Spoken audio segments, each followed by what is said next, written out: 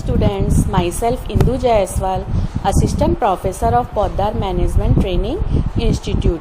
Today I will teach about methods of identification and education of backward children. पिछली video में हमने जाना कि पिछड़े बालक कौन होते हैं। विभिन्न मनोवैज्ञानिकों ने पिछड़े बालकों के संबंध में क्या कहा और उनकी क्या क्या विशेषताएं होती हैं। आज की वीडियो में हम पिछड़े बालकों की किस प्रकार पहचान की जा सकती है, कौन कौन सी विधियों को प्रयोग में लाया जाता है और उनकी शिक्षा कैसी होनी चाहिए, इसके बारे में जानेंगे। कक्षा में विभिन्न प्रकार के विशिष्ट बालकों की पहचान के लिए विभिन्न प्रकार की विधियों का प्रयोग करना पड़ता है कि प्रत्येक प्रकार के विशिष्ट बालक की अपनी अपनी विशेषताएं होती हैं। पिछड़े बालकों की पहचान के लिए भी अध्यापक को विभिन्न प्रकार की विधियों को और परीक्षणों को करना पड़ता है। इन बालकों की पहचान के लिए हम निम्नलिखित विधियों का प्रयोग कर सकते हैं। सबसे पहले आती है अवलोकन या निरीक्षण, यानी कि जो शैक्षिक पिछड़ेपन के बाहरी कारण हैं उनको पता लगाने के लिए बच्चे के सामाजिक आर्थिक स्तर का, माता पिता के शिक्षा स्तर का, एक सत्र में बच्चे की क्या उपस्थिति रही उसका, विद्यालय में प्रवेश का समय क्या रहा, विद्यालय का वातावरण और बालक के व्यवहार का अध्ययन करके हम बालक के पिछड़ेपन का पता लगा सकते हैं। माता पिता से बालक के बारे में पूछताछ करके और उसके बारे में संपूर्ण जानकारी लेकर भी उसके पिछड़ेपन का पता लगाया जा सकता है, क्योंकि सबसे पहले जन्म लेने के पश्चात और विद्यालय जाने से पहले बच्चा माता पिता या परिवार के सदस्यों के साथ ही रहता है, तो सबसे अधिक जानकारी बालक की माता पिता के पास ही होती है। नेक्स्ट है अध्यापक का मत, यानी कि घर से निकलकर बच्चा विद्यालय में प्रवेश करता है। माता पिता के पश्चात बालक विद्यालय में अध्यापक के संपर्क में सबसे अधिक रहता है। विद्यालय के अंदर सबसे अधिक जानकारी एक बालक के बारे में अध्यापक से ही प्राप्त हो सकती है। अध्यापक बालक के व्यवहार से पता लगा लेता है कि वह पिछड़ा बालक है या नहीं। नेक्स्ट है इतिहास विधि। इस विधि के माध्यम से हम बच्चे के अतीत को सामने रखकर हम उसके पिछड़ेपन का पता लगा सकते हैं। नेक्स्ट है बुद्धि परीक्षण, यानी कि हम व्यक्तिगत रूप से बुद्धि परीक्षण करके बालक के पिछड़ेपन का पता लगा सकते हैं।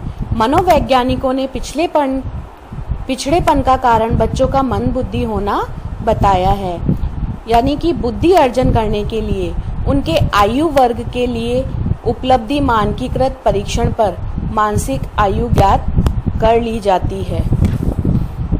पिछड़े बालकों की पहचान के लिए व्यक्तिगत बुद्धि परीक्षणों के आधार पर चुने गए बालकों का व्यक्तिगत बुद्धि परीक्षण करके इनके जो आईक्यू लेवल होता है उसको हम जान सकते हैं।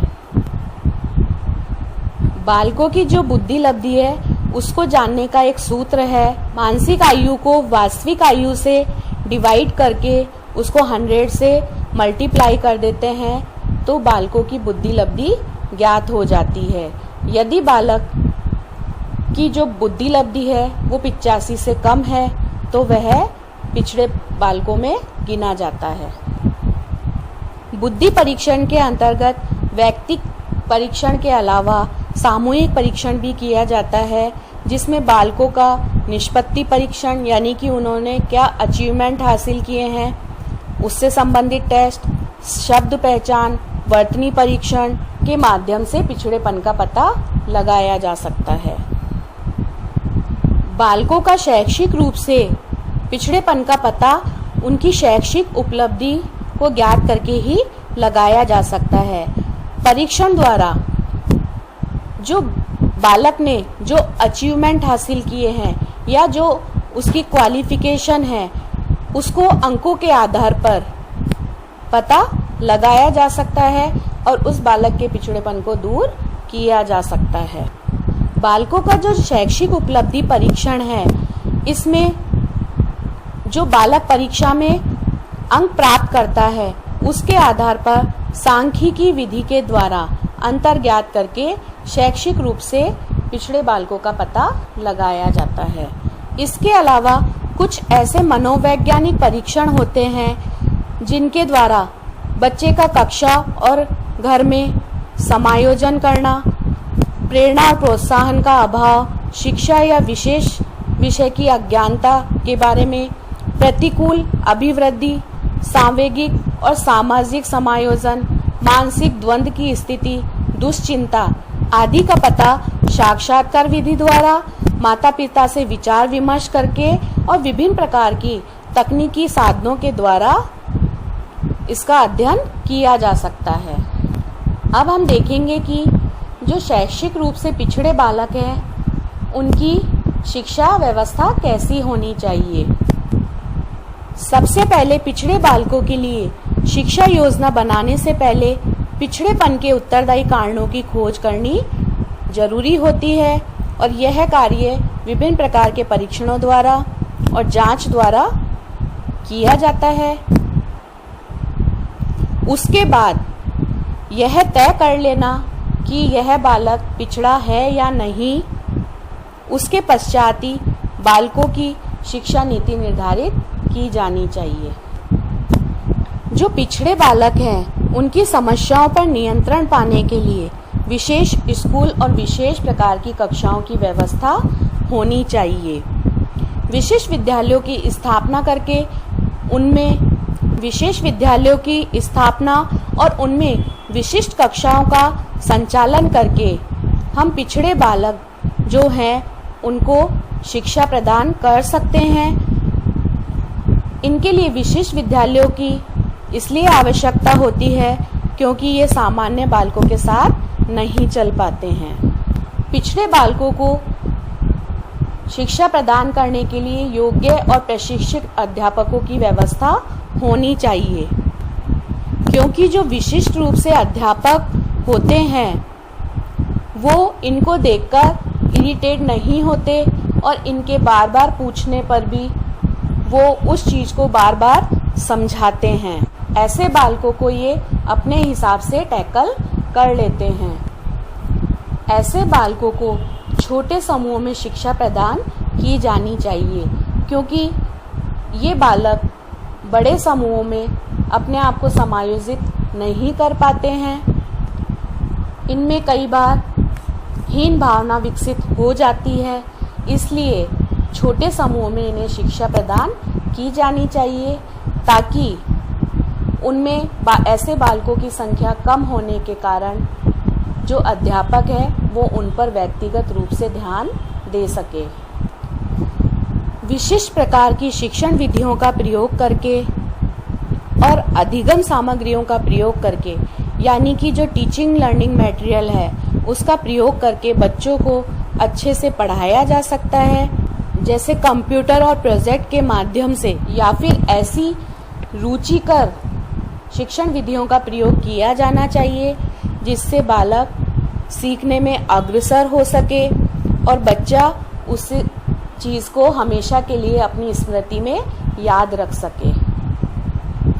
ऐसे बालकों के लिए जो पाठ्यक्रम होता है वो बहुत ही सरल होना चाहिए, उनकी रुचि और योग्यता के अनुसार होना चाहिए, समय समय पर उसमें परिवर्तन किया जा सके और कम बोझिल होना चाहिए।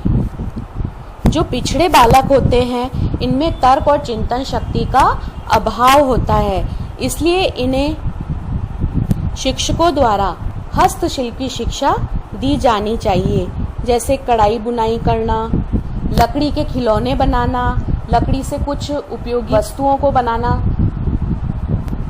ताकि इन्हें रोजगार भी उपलब्ध हो सके। जो पिछड़े बालक हैं उनके लिए निःशुल्क शिक्षा की भी व्यवस्था होनी चाहिए। ऐसे बच्चों को आर्थिक सहायता भी प्रदान की जानी चाहिए, क्योंकि ऐसे बालक कई बार आर्थिक स्थिति खराब होने के कारण पिछड़ेपन के शिकार हो जाते हैं। उन्हें समय समय पर माता पिता द्वारा, अध्यापक द्वारा उचित निर्देशन और मार्गदर्शन प्रदान किया जाना चाहिए, यानी कि उन्हें गाइडेंस और उनकी समय समय पर काउंसलिंग होती रहनी चाहिए। उनको उचित प्रकार से शैक्षिक निर्देशन दिया जाना चाहिए ताकि पढ़ाई में उनकी रुचि विकसित हो और वे गलत दिशा की ओर ना जाएं और सही गलत के अंतर को समझकर अपने जीवन को बेहतर बनाने का प्रयास करें। ऐसे बालकों के लिए घर में और विद्यालय में प्रेम, स्नेह, सहयोग, सहानुभूति और आत्मविश्वास जैसे गुणों को उत्पन्न करने वाले वातावरण का निर्माण किया जाना चाहिए, क्योंकि ऐसे बालक हर बात को दिल पर ले लेते हैं। कोई भी छोटी सी बात हो उसे सोचने लगते हैं, उनमें तनाव आ जाता है। तो ऐसे बालकों का जो कॉन्फिडेंस लेवल है वो बहुत कम हो जाता है। इसलिए ऐसे बालकों को स्पेशल ट्रीटमेंट और सहयोग की आवश्यकता होती है। उन्हें समय समय पर प्रेरित करके उनके आत्मविश्वास को बढ़ाया जाना चाहिए और साथ ही साथ विद्यालयों में इनकी शारीरिक और मानसिक स्थिति और रोगों के उपचार के लिए चिकित्सा की व्यवस्था भी होनी चाहिए, क्योंकि ये बालक शारीरिक और मानसिक रूप से अस्वस्थ होते हैं।